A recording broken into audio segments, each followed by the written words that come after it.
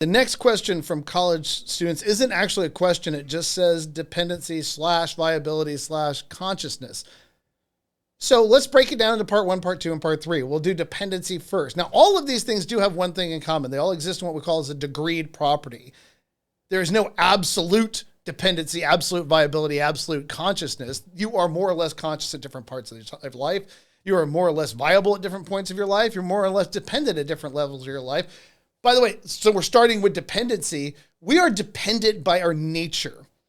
Human beings are communal beings. We live in a community. We need the community to flourish. If you don't believe that, look at what happens to somebody that you remove from the community. They get weird really fast. We used to have a problem when people would try to sail around the world and they couldn't connect back to other human beings to have conversations with them. The greatest dangers that exist, in addition to the sea and to the changing conditions that they were having to deal with as they were sailing, was the way that being alone played on their minds. It drove them crazy. And I've talked to many people. If you go to a place like Alaska, a lot of people move to Alaska to get away from human community. They want to be alone. They want to isolate themselves. And you see these people interviewed, and they're odd. They're very strange people because being outside of community has radically affected them. We are dependent by our very nature. I am dependent on my family, on my friends, on my community. We are all of us dependent.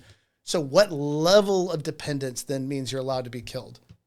At what point does our dependence cross some threshold where we say normal human dependence, normal for you to rely on your community, normal for you to need help, now I can kill you? Because that's the question that has to be answered. If we're all dependent, that there's some special level of dependence that now means I'm vulnerable to being killed. Type 1 diabetics don't fall into that, I hope. I have a daughter that's a type 1 diabetic. Elderly don't fall into that. I hope that, because they become very dependent as they get older. I've gone through all this with everybody in my family. The older they got, the more dependent they were on their community. They didn't become less valuable. So dependence is a degreed property. It comes and goes in degrees, but our value, that's something that we have by our nature. We are inherently and intrinsically valuable, not valuable by virtue of our level of dependence.